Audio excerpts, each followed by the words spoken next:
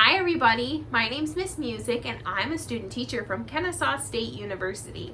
I get to work with Miss Bailey this year and I'm so excited about it. You are super lucky to have her as your kindergarten teacher because she is absolutely awesome.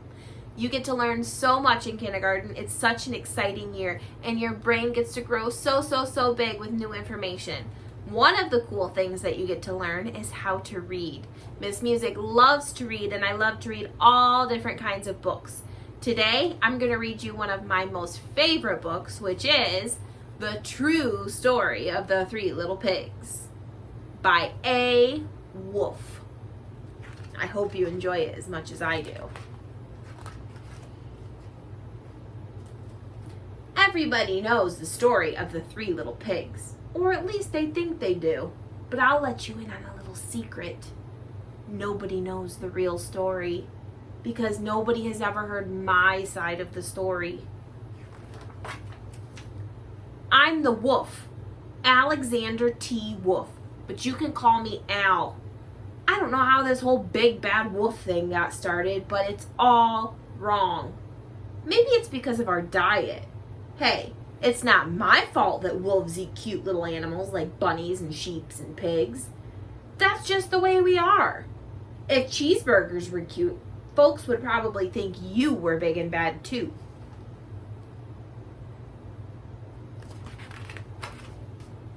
But like I was saying, the whole big bad wolf thing is all wrong. The real story is about a sneeze and a cup of sugar. This is the real story. Way back in Once Upon a Time, I was making a birthday cake for my dear old granny.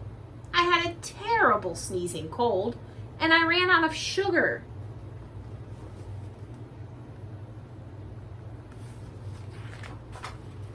So I walked down the street to ask my neighbor for a cup of sugar. Now, this neighbor was a pig, and he wasn't too bright either.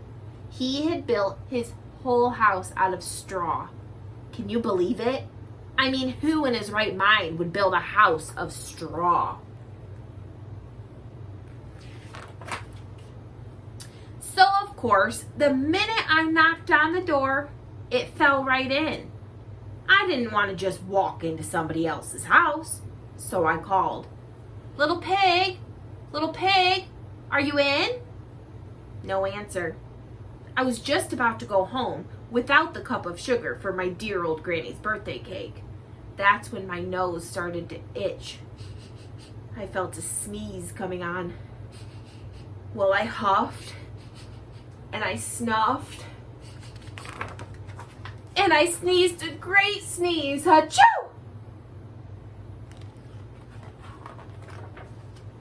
And you know what? That whole darn straw house fell down. And right in the middle of the pile of straw was the first little pig, dead as a doornail. He had been home the whole time. Seemed like a shame to leave a perfectly good ham dinner just lying there in the straw. So I ate it up. Think of it as a big cheeseburger just laying there.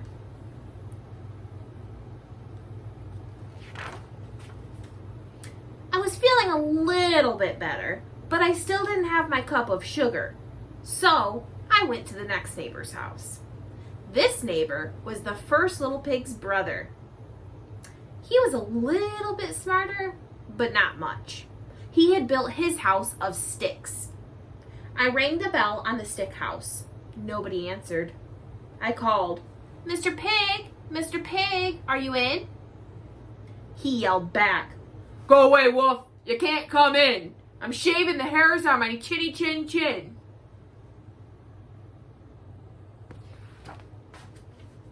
I had just grabbed the doorknob when I felt another sneeze coming on.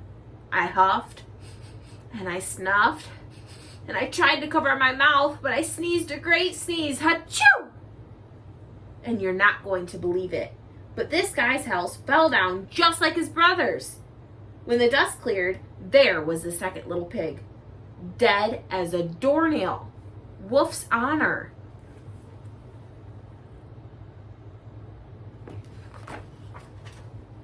Now you know, food will spoil if you just leave it out in the open. So I did the only thing there was to do. I had dinner again. Think of it as a second helping. I was getting awfully full, but my cold was feeling a little bit better. And I still didn't have that cup of sugar for my dear old granny's birthday cake. So I went to the next house. This guy was the first and second little pig's brother. He must have been the brains of the family. He had built his house out of bricks. I knocked on the house. No answer. I called, "Mr. Pig, Mr. Pig, are you in?" And do you know what that rude little porker answered? "Get out of here, wolf. Don't bother me again."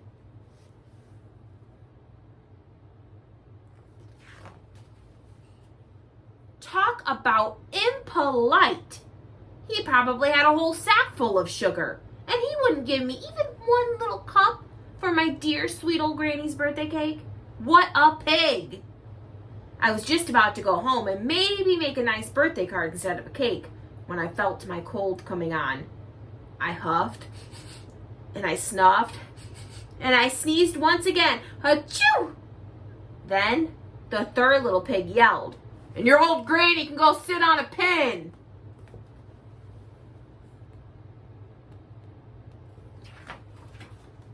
Now, I'm usually a pretty calm fellow, but when somebody talks about my granny like that, I go a little crazy. When the cops drove up, of course, I was trying to break down the pig's door. And the whole time I was huffing and puffing and sneezing and making a real scene.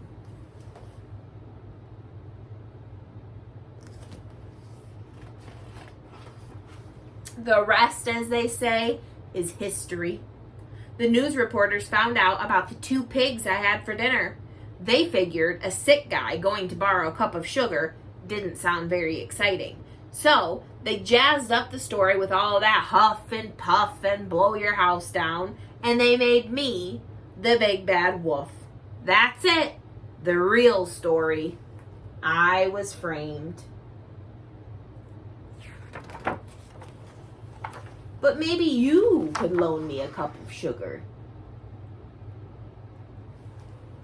I hope you enjoyed the book.